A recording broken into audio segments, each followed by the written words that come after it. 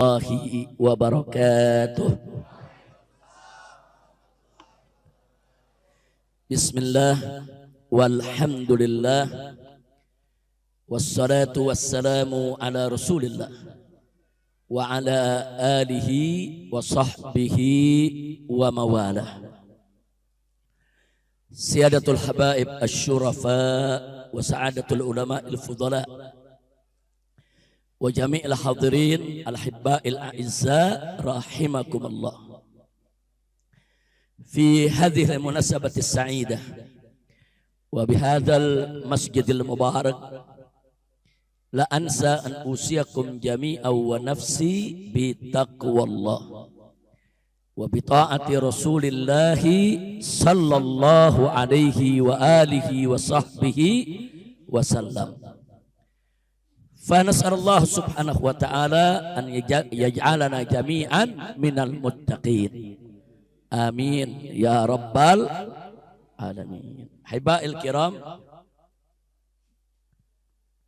setelah puja dan puji kita panjatkan bagi Allah Jalla Jalaluh, setelah salawat dan salam kita sampaikan untuk junjungan Nabi kita yang tercinta Sayyiduna Muhammad sallallahu alaihi wa alihi wa sahbihi wasallam. Maka dalam kesempatan yang penuh kebahagiaan ini, di tempat yang penuh keberkahan ini, tidak lupa saya sampaikan apresiasi dan penghargaan. Pertama, untuk para ustadz, para tuan-tuan guru yang selama ini dengan tekun terus mengajar, mengisi majelis taklim rutin Rabu malam Kamis di Masjid Jami' Al-Islah. Jadi tanpa bantuan para guru tersebut, majelis ini sudah lama bubar. Majelis ini sudah lama tidak ada. Tapi dengan segala kelebihan dan kekurangannya, para guru-guru kita telah mengisi secara bergantian sehingga majelis ini sampai hari ini masih tetap ada. Alhamdulillah. Jazahumullahu khairal jaza. Kita doakan para guru kita semoga mendapatkan ganjaran yang berlipat ganda. Yang kedua, yaitu segenap pengurus daripada Masjid Jami' Al-Islah yang sejak dulu awal daripada pendirian majelis ini, di masjid ini para pengurus yang walaupun silih berganti datang dan pergi, dari mulai orang-orang tua kita terdahulu sampai saat ini, terus membuka pintu masjid ini untuk majelis taklim dan terus memberikan support, memberikan semangat baik kepada guru maupun kepada jamaah dengan menyediakan membuka pintu masjid ini untuk majelis taklim rutin Rabu malam Kamis di Petamburan. Alhamdulillah, kita doakan segenap pendiri Masjid Al-Islah maupun para pengurusnya yang masih ada maupun telah meninggalkan kita, supaya mereka semua senantiasa dilimpahkan oleh Allah rahmat, magfirah dan barokahnya. Amin ya rabbal alamin. Dan mudah-mudahan Masjid Al-Islah terus akan menjadi masjidan ma'muran thayyiban mubarakan. Amin ya rabbal alamin. Nah, kemudian secara istimewa, salam penghormatan, apresiasi yang tinggi, ucapan terima kasih kita sampaikan kepada seluruh jamaah yang setia, yang terus, saudara, mau bagaimanapun kondisinya, mau lagi ramai, mau lagi sepi, mau lagi hujan, mau lagi cerah, begitu juga tim hadrah kita yang terus dengan setia menemani daripada pengisian majelis ini. Kita sampaikan terima kasih, kita hormati, kita hargai dengan segala kelebihan dan kekurangannya. Semoga antum semua yang telah setia memakmurkan masjid ini dan memakmurkan majelis daripada Rabu malam Kamis, semoga diberikan oleh Allah Subhanahu wa taala segala kemudahan dalam urusannya, digabulkan hajatnya, dihasilkan maksudnya, dibahagiakan dunia dan akhiratnya.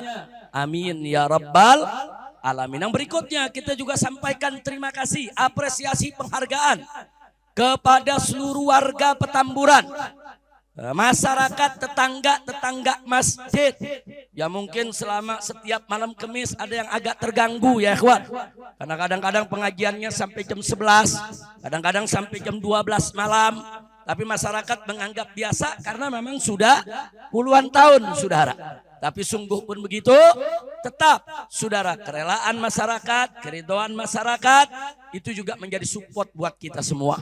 Nah maka itu kepada seluruh masyarakat Petamburan, warga yang ada di sekitar Masjid Al-Islah, kita sampaikan terima kasih kepada mereka, penghargaan untuk mereka atas segala dukungannya adanya majelis taklim Rabu malam Kamis di masjid ini. Mudah-mudahan seluruh masyarakat Petamburan, khususnya warga yang ada di sekitar Masjid Al-Islah ini, dimudahkan segala urusannya oleh Allah Subhanahu wa taala. Dibukakan pintu rezekinya, dimaafkan segala kesalahannya, dimudahkan segala urusannya, disenangkan dunia hingga akhiratnya. Amin ya rabbal alamin. Jadi sekali lagi tentu dengan segala kita tahulah setiap pengajian tuh pasti ada kekurangan. Setiap ustadz jamaah pasti ada kekurangan. Tapi malam ini kita tidak ingin menyebut kekurangan. Kita ingin menyebut bagaimana kelebihan mereka sampai malam hari ini pengajian ini tetap ada ya. Walaupun saya 3,5 tahun ada di Mekah, saya tidak hadir di majelis ini. Walaupun saya 1,5 tahun ada di hotel bintang 7. Kok ketawa ente? Tega banget nyebut di penjara. Hotel bintang, tahu jamu bintang 7 buat apa? Buat obat? Nah, lu rasain penjara. Nah, jadi kalau rasain penjara puyeng, nah itu dia bintang 7. Masya Allah. Tapi alhamdulillah, walaupun 5 tahun, bahkan setelah saya keluar dari penjara pun, saya belum bisa ikut rutin di masjid ini. Saudara, saya masih mempertimbangkan keamanan, masih mempertimbangkan kesehatan, masih banyak yang perlu dipertimbangkan. Apalagi status saya masih pembebasan bersyarat. Jangan sampai ada orang-orang yang tidak suka menjadikan itu sebagai celah saudara. Sehingga selama ini saya belum bisa hadir. Tapi insya Allah nanti di bulan Syawal saat kita buka kembali majelis Rabu malam Kamis, insya Allah saya bisa hadir rutin di masjid ini. Amin ya rabbal alamin. Maka itu kita himbau semua jamaah. Nanti begitu pembukaan kita buka dan kita lanjut, setiap malam Kamis kita kumpul di masjid ini, kita baca burdah, baca zikir, baca doa, baca kitab, tanya jawab, soal-soal agama. Insya siap hadir, takbir, sallu ala nabi, Allahumma salli wa sallim wa barik alaihi wa ala alihi. Nah itu pertama dari pembukaan sambutan saya pada malam hari ini. Saya hanya ingin memberikan apresiasi, penghargaan, ucapan terima kasih kepada semua pihak. Siapapun dia, bapak, ibu, anak muda, semuanya yang telah ikut mendukung jalannya lancarnya daripada majelis taklim rutin Rabu malam Kamis. Semoga Allah berikan ganjaran yang berlipat ganda. Amin ya rabbal alamin. Nah, baiklah ya ikhwan. Pada malam hari ini saya ingin mengajak semua yang ada di sini saudara untuk sama-sama kita mengkaji sebuah ayat yang Allah firmankan dalam surat Al-Baqarah ayat 143. Di mana di situ Allah menyatakan faqala ta'ala wa kadzalika ja'alnakum ummatan wasata litakunu syuhada'a 'alan nasi wa yakuna ar-rasulu 'alaikum syahida. Shadaqallahul azim. Luar biasa indahnya ini ayat ya ikhwan. Walaupun saya tidak baca ayatnya penuh, saya baca hanya separuh ayat ya ikhwan. Di situ Allah mengatakan wa kadzalika, dan demikian pula ja'alnakum, kami jadikan kamu sekalian, hei umat Islam, hei orang yang beriman, ummatan wasata, sebagai umat yang pertengahan.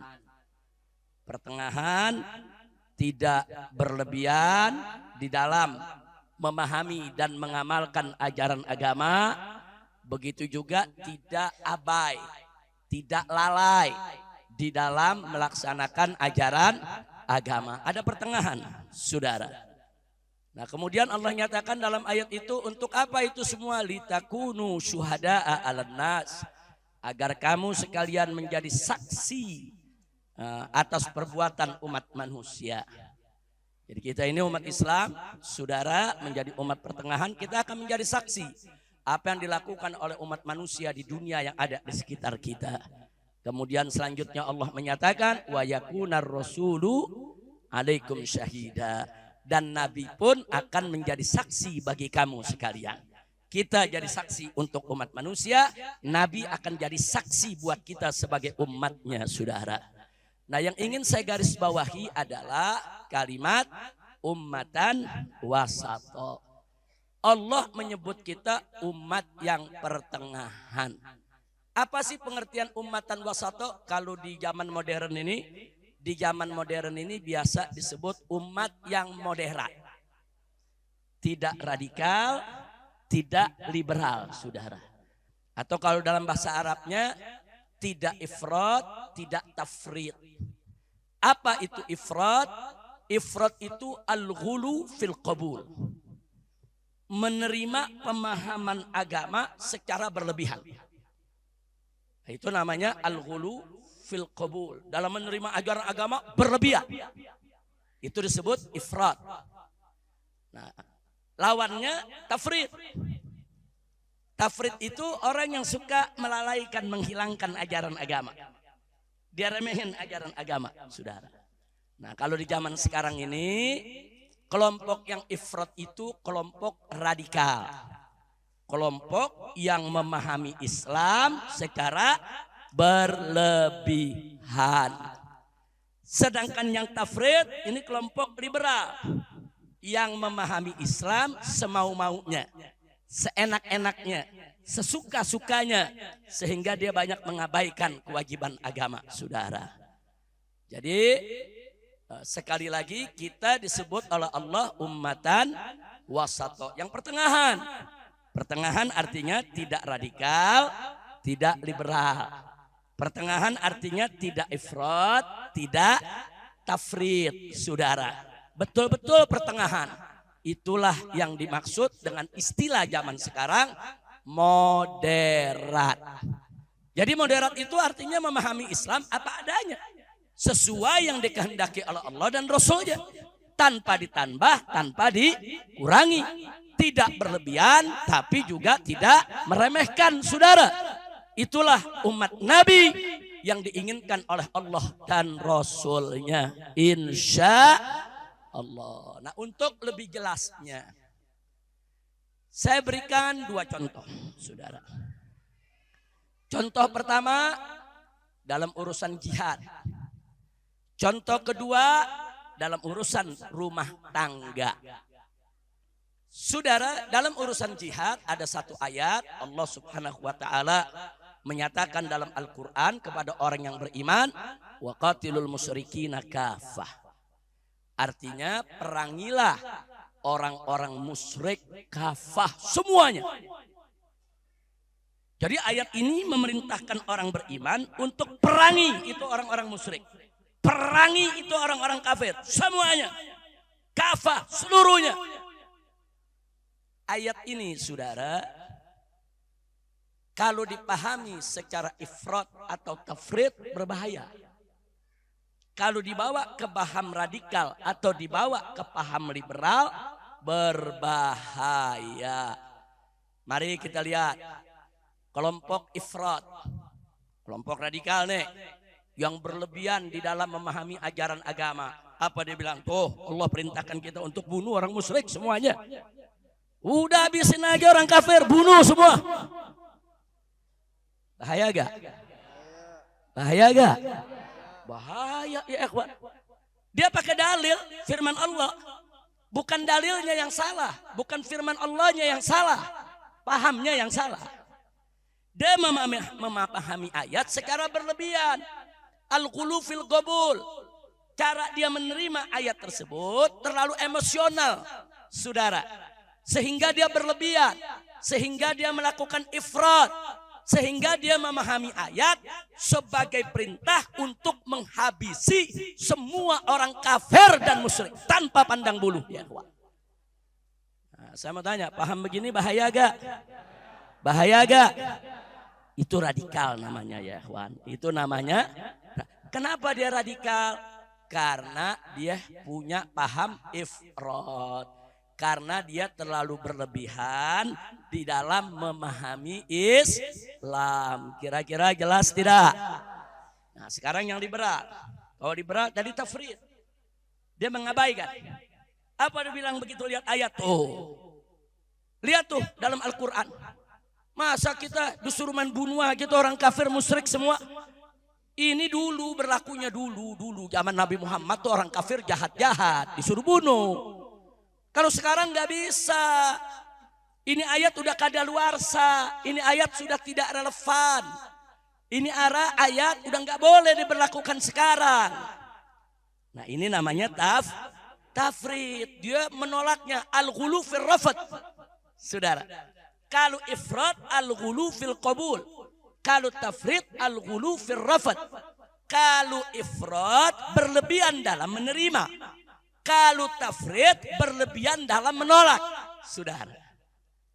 Nah tadi yang radikal berlebihan dalam menerima. Menerima itu ayat, ditelan, dipahami. Saudara, dengan emosi. Sehingga dia berpendapat semua orang kafir boleh dibunuh.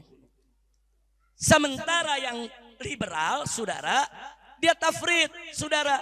Dia berlebihan dalam menolak. Dia menolak ini ayat. Dia mau tolak kewajiban jihad.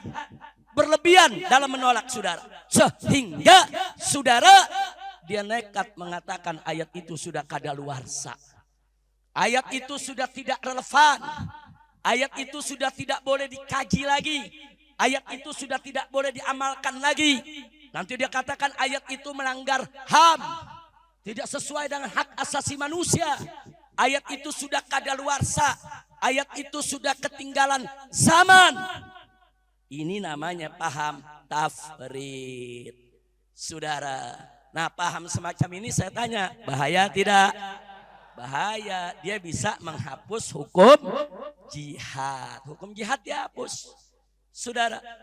Nah jadi sekali lagi, inilah bahaya radikal dan liberal. Sama-sama bahaya ya ikhwan.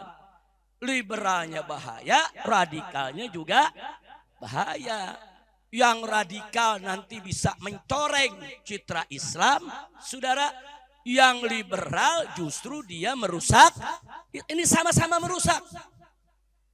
Jadi yang ifrat merusak, yang tafrid juga merusak. Kira-kira jelas gak?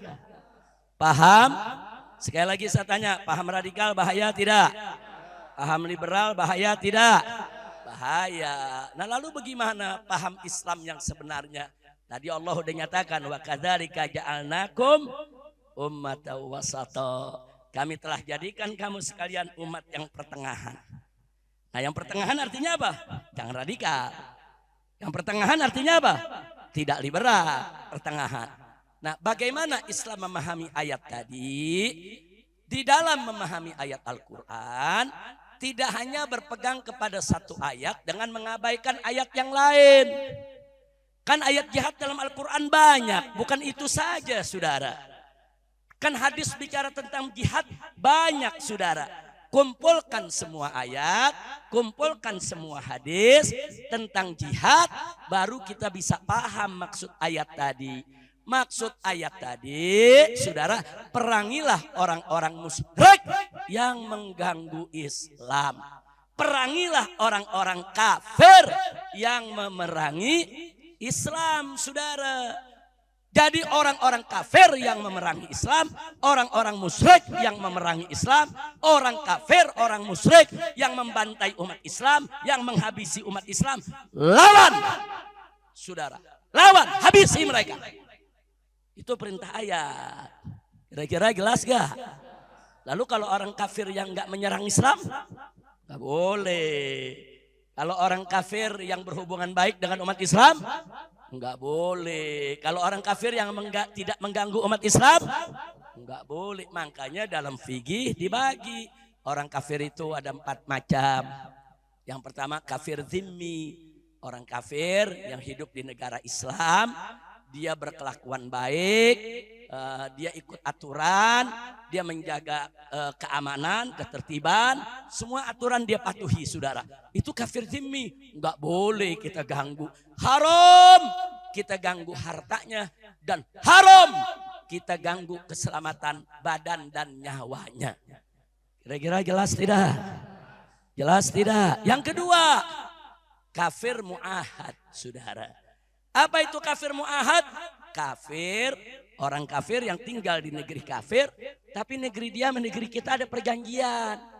Ada perjanjian damai, perjanjian kerjasama, perjanjian ekonomi, perjanjian politik, perjanjian keamanan untuk tidak saling mengganggu, saudara. Maka warga kita ke negeri dia harus aman, warga dia ke negeri kita juga harus aman.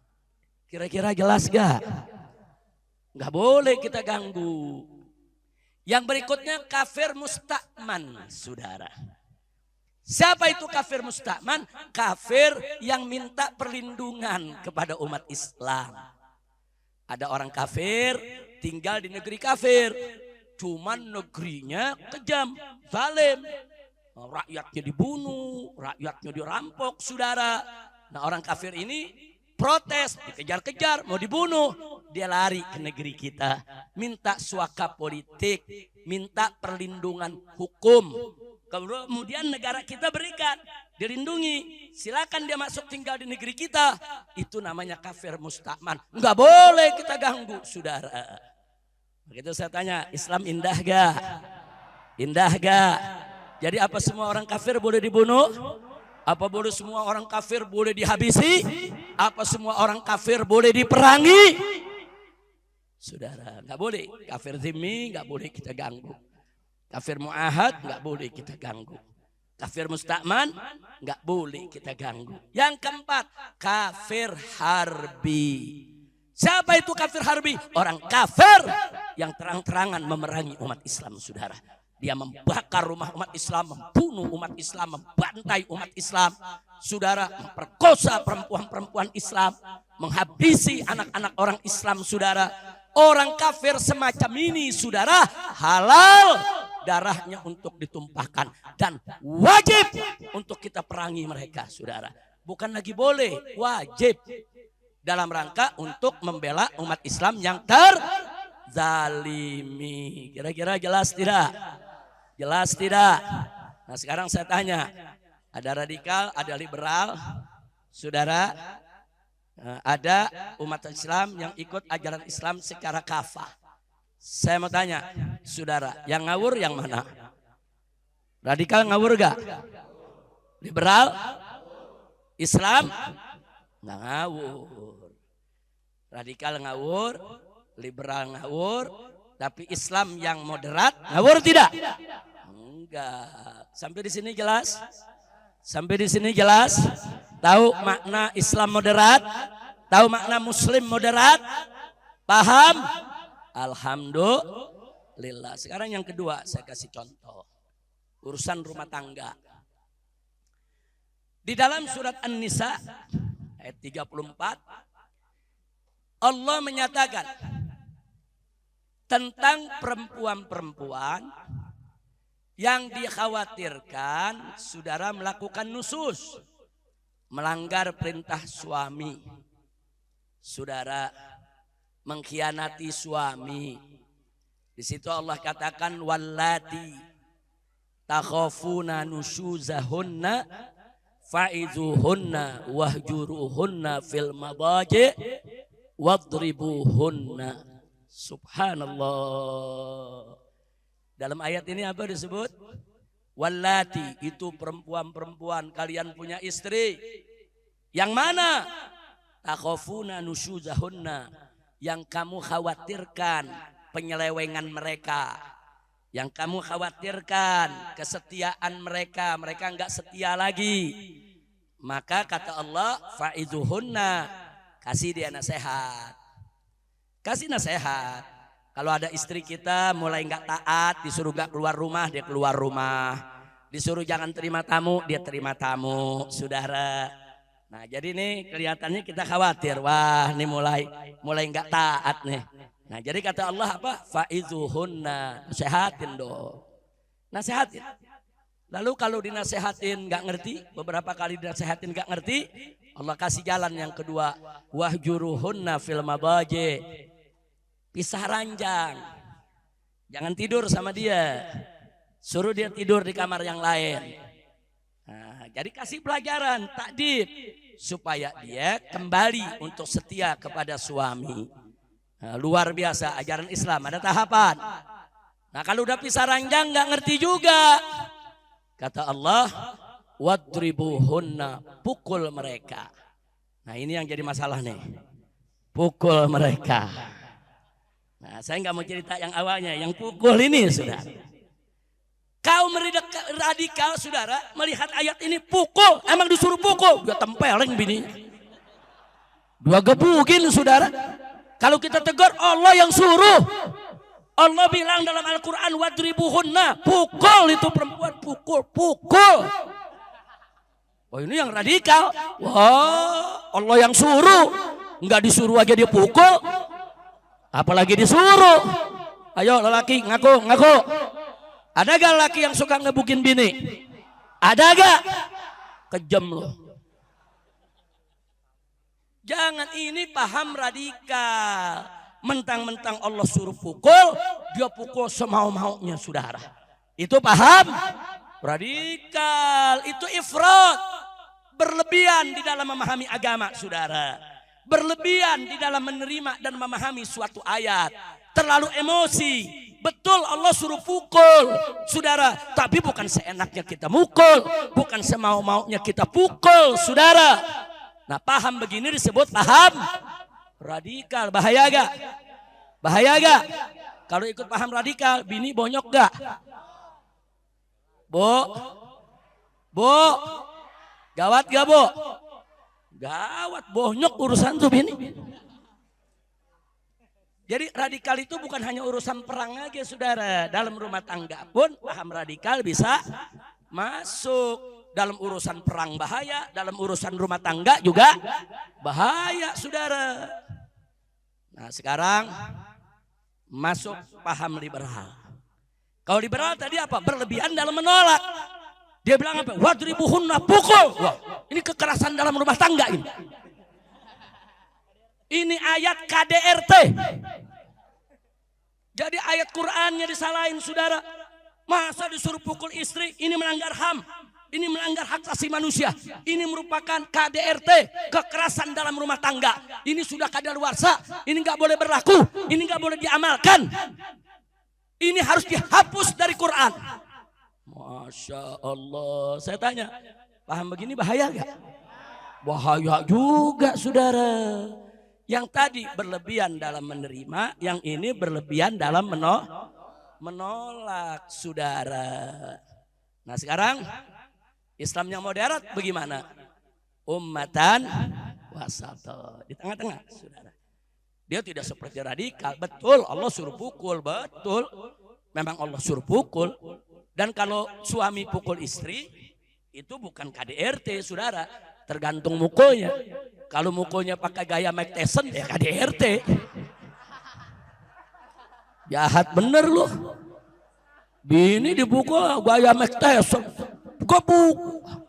Tuh bini terpelanting. Ayo jujur, ada gak laki yang model begitu? Ada gak yang begitu? Kalau ada yang begitu suruh berkelahi sama Mike Tyson.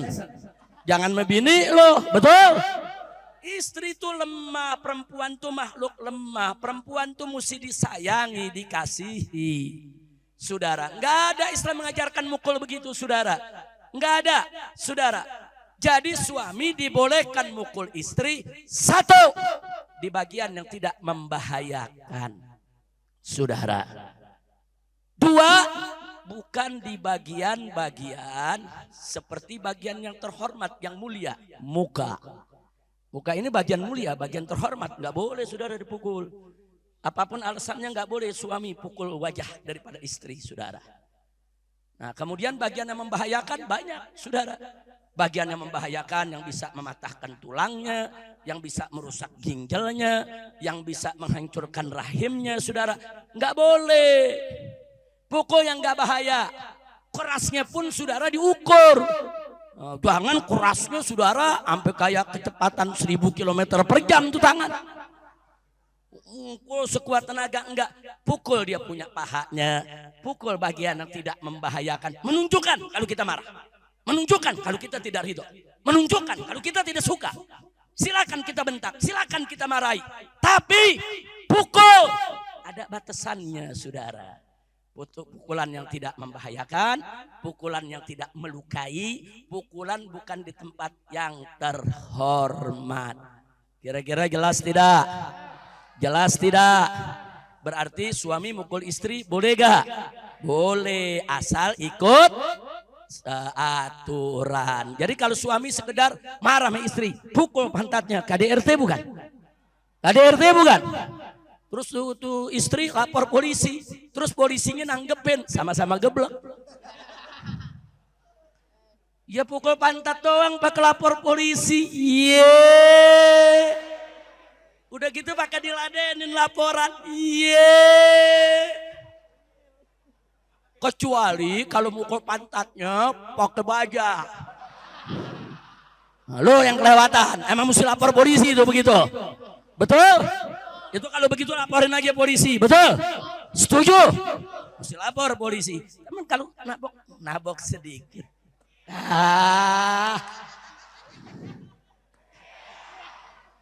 Dilaporin polisi. Laporannya diterima. Udah jangan diterusin dah. Urusannya diterusin pembebasan bersyarat. Tapi udah paham ya? Udah paham? Kalau pukulan begini wajar gak? Wajar gak? Kalau di empos? Ayo orang Betawi tahu empos gak? Apa empos? Hah? Nah, lu pernah di empos sama emak? Pernah? Ngambil duit emak jajan? Ketahuan diapain? Oh, saudara.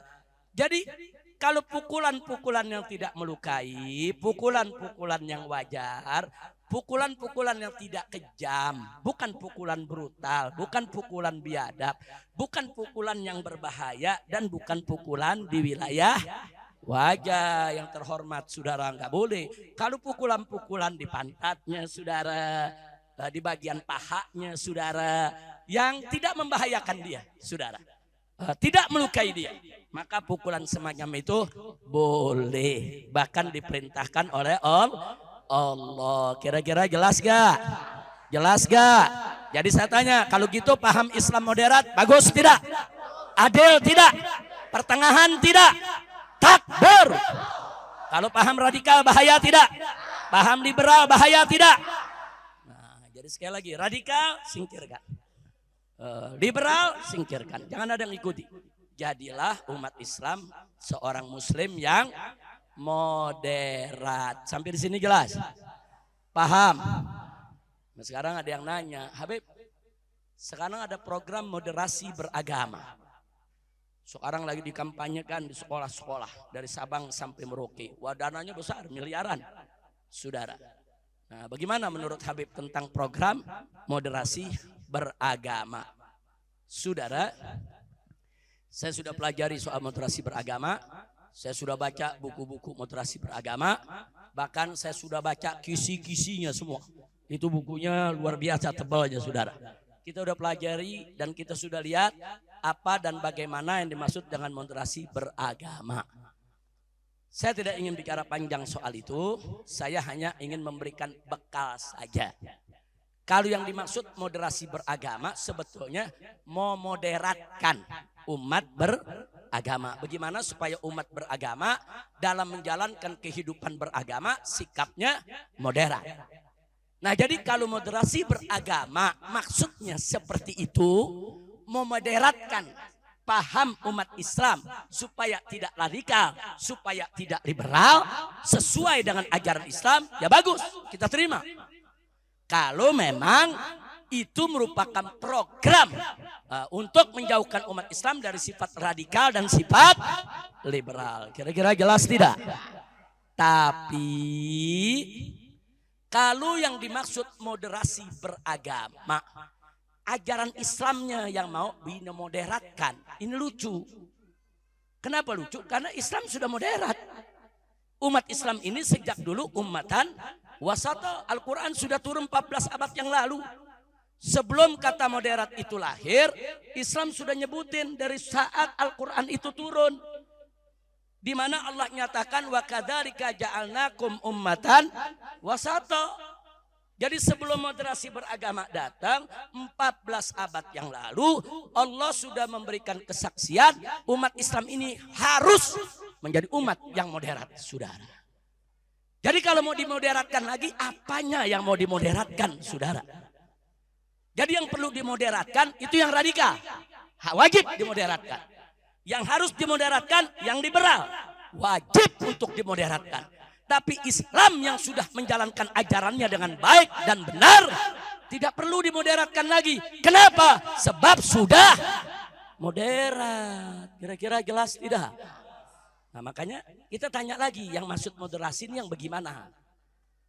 Nah ada lagi pertanyaan. Kalau ada orang teriak-teriak moderasi beragama, tanya aja sama dia. Coba saya mau tanya sama Anda. Kalau ada umat Islam menyebut orang non-Islam kafir, moderat apa enggak? Kalau dia katakan tidak moderat, maka berarti programnya enggak benar, saudara. Kenapa? Karena kita dari zaman Nabi sampai hari ini menyebut orang di luar Islam kafir, saudara. Jadi umat Islam dari zaman Nabi sampai saat ini, tatkala menyebut orang di luar Islam itu kafir, dia sudah moderat, sudah. Nah, jadi kalau ada yang punya program, wah itu tidak moderat, berarti ada yang nggak beres tuh dalam programnya. Kira-kira jelas gak? Paham gak? Nah, jadi kalau Anda duduk di satu tempat, diikut sertakan dalam program moderasi, tanya aja sama yang ngisi. Saya mau tanya, kalau ada umat Islam nyebut orang di luar Islam kafir, moderat ya? Enggak ya? Kalau dia jawab enggak moderat, berarti programnya enggak beres ya. Tanya lagi yang kedua. Kalau umat Islam mengatakan mengucapkan selamat Natal itu haram. Dia tidak mau ikut Natal. Moderat apa enggak? Kalau menurut dia, saudara, oh itu tidak moderat. Berarti programnya enggak beres, saudara. Kenapa? Karena umat Islam yang mengharamkan Natal dan tidak ikut Natal, ikut fatwa para ulama. Itu ajaran Islam. Moderat tidak? Moderat, saudara. Kenapa disebut tidak moderat? Kira-kira jelas gak? Nah begitu tanya juga sama dia. Kalau ada perempuan Islam pakai jilbab, pakai cadar, moderat gak? Tanya dia sudah. Kalau dia bilang tidak moderat, berarti programnya nggak beres, saudara. Berarti programnya itu bukan moderasi itu program liberalisasi yang dibungkus dalam bentuk moderasi. Saudara, itu bukan moderasi, itu modernisasi, beda tuh. Modernisasi memodernkan. Dianggap tuh kalau orang maksiat tuh udah modern, saudara. Kalau moderat enggak. Moderat itu sikap pertengahan di dalam mengamalkan ajaran Islam. Terus tanya lagi sama dia. Kalau umat Islam enggak mau pilih orang kafir sebagai pemimpin, moderat enggak? Tanya sama dia. Kalau dia bilang, oh itu tidak moderat, berarti programnya enggak beres, saudara. Kira-kira jelas gak? Jelas gak? Tapi kalau dia jawab moderat, semua yang kita tanya dia jawab moderat itu, moderat itu, moderat itu. Berarti programnya bagus, saudara. Kira-kira paham? Paham? Nah sekarang saya mau tanya yang hadir sini, jujur. Kalau orang Islam menyebut orang di luar Islam kafir, moderat tidak? Moderat tidak? Kenapa moderat? Ajaran Islam dari dulu sampai hari ini nggak berubah, betul? Kalau ada orang Islam nggak mau ikut Natal, mengatakan hari Natal, mengikut Natal itu ucapan Natal haram karena ada fatwa dari para ulama. Moderat tidak? Moderat tidak? Kalau perempuan muslimah pakai jilbab, moderat tidak? Kalau perempuan muslimah pakai cadar, moderat tidak? Kalau umat Islam rajin ke masjid, moderat tidak? Kalau umat Islam rajin ngaji, moderat tidak? Takbir. Sallu ala nabi. Nah, jadi jangan diputar-putar. Jadi kita bilang moderat, dia nuduh kita nggak moderat. Enak aja saudara. Kita nggak mau pilih orang kafir sebagai pemimpin. Oh itu tidak moderat. Dari mana nggak moderat? Malah lu bomenyan. Masalah kira-kira jelas gak? Paham? Nah saya mau tanya, siap jadi Islam moderat? Siap jadi Muslim yang moderat? Apa maksud moderat? Ummatan wasata. Umat yang pertengah, tidak radikal, tidak liberal. Siap tolak radikal? Siap tolak liberal? Takbir! Alhamdulillah. Jelas semua ya? Baik, nah sebagai penutup saya mau ajak semua umat Islam dimanapun juga berada. Ayo kita galakan, saudara, program untuk umat ini. Ada 3 program penting. Yang pertama, program deradikalisasi. Nah, ayo umat bersama para habaib, para kiai, para ulama, kita melakukan upaya deradikalisasi. Apa itu deradikalisasi? Menjaga umat Islam dan menjauhkan mereka dari paham-paham radikal. Supaya umat Islam jangan jadi radikal. Setuju tidak? Setuju tidak? Siap ngajak keluarga supaya tidak radikal? Siap ngajak istri dan anak supaya tidak radikal? Siap ngajak tetangga untuk tidak radikal? Takbir! Itu namanya program deradikalisasi. Bukan radikalisasi. Kalau radikalisasi meradikalkan orang. Kalau deradikalisasi membuat orang tidak radikal. Setuju? Setuju? Nah, yang kedua programnya deliberalisasi. Artinya apa? Kita mengajak umat dimanapun berada, kita jaga, kita lindungi, kita ajarkan, saudara, jangan sampai dia ikut pemahaman liberal. Jauhkan dia sejauh-jauhnya dari paham liberal. Itu namanya deliberalisasi. Setuju tidak? Setuju tidak? Ada yang bertanya, kenapa Habib? Kok harus ada deliberalisasi dan deradikalisasi? Sebab, saudara, sebab radikal itu, saudara, akan semakin subur kalau kelompok liberal selalu melakukan aksi. Kelompok liberal beraksi menghina Al-Quran. Kelompok liberal beraksi menghapus hukum jihad. Kelompok liberal beraksi mengatakan hukum Islam itu kadaluarsa. Ini aksi. Nah saudara, kalau kelompok liberal ini dibiarkan terus dia menghina Islam, jangankan yang radikal, yang gak radikal aja umat Islam yang marah bisa radikal, saudara. Paham tidak? Saya mau tanya yang hadir sini, Anda kalau dengar Allah dihina marah gak? Kalau Nabi dihina marah gak? Kalau Al-Quran dihina marah gak? Kalau setiap hari dibiarkan orang menghina terus, lama-lama mengkelap tidak? Lama-lama marah tidak? Lama-lama kita bertindak tidak? Kita nggak radikal. Tapi karena dihantam terus oleh serangan liberal, bisa jadi radikal. Itu yang nggak radikal lagi bisa jadi radikal. Karena kesel, emosi, agamanya dihina. Apalagi yang sudah radikal. Yang sudah radikal, begitu dengar Islam dihina, wow, sudah bisa makin membabi buta, bisa makin nekat dia. Betul? Berarti liberal bahaya tidak? Liberal ini berbahaya kalau dibiarkan. Dia bisa membuat umat Islam yang tidak radikal jadi radikal karena emosi.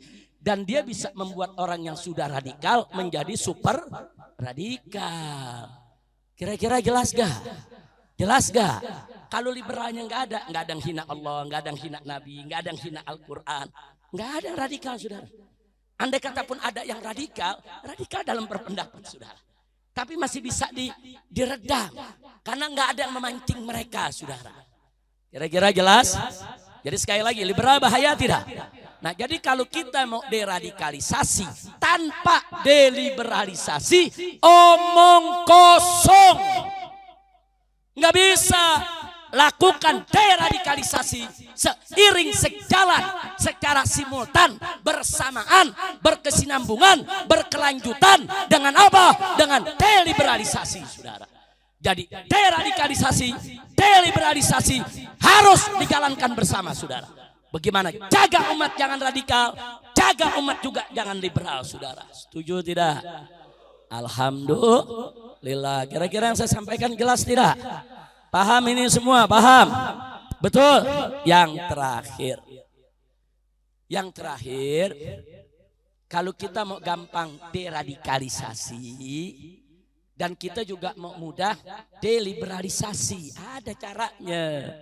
Caranya mudah. Apa caranya? Yuk rame-rame kita lakukan program aswajaisasi.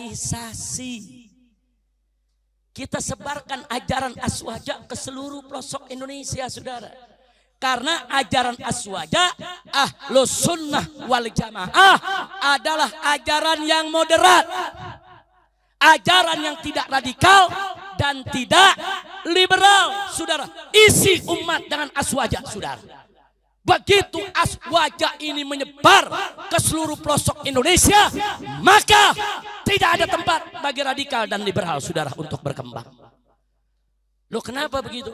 Karena aswaja itu madhabnya madhab rahmatan lil alamin, saudara. Sampai di sini jelas? Indah gak ahlus sunnah? Indah tidak ahlus sunnah? Indah tidak ahlus sunnah? Ada ahlus sunnah ngafir-ngafirin orang. Ada ahlus sunnah nyari gara-gara sama orang. Ada ahlus sunnah mengganggu agama orang. Enggak ada, saudara. Makanya yuk sebarin aswaja, saudara. Itu yang saya maksud aswajaisasi. Buka kitab fikih aswaja, buka tafsir aswaja, buka kitab hadis aswaja, saudara. Buka kajian-kajian ahlus sunnah wal jamaah. Karena ahlus sunnah wal jamaah ini madhab yang wasaton, ini madhab yang insaf, ini madhab yang iktidal, ini madhab yang luar biasa. Tingkat tasamuh, toleransinya kepada madhab lain, juga kepada orang beragama lain sangat tinggi.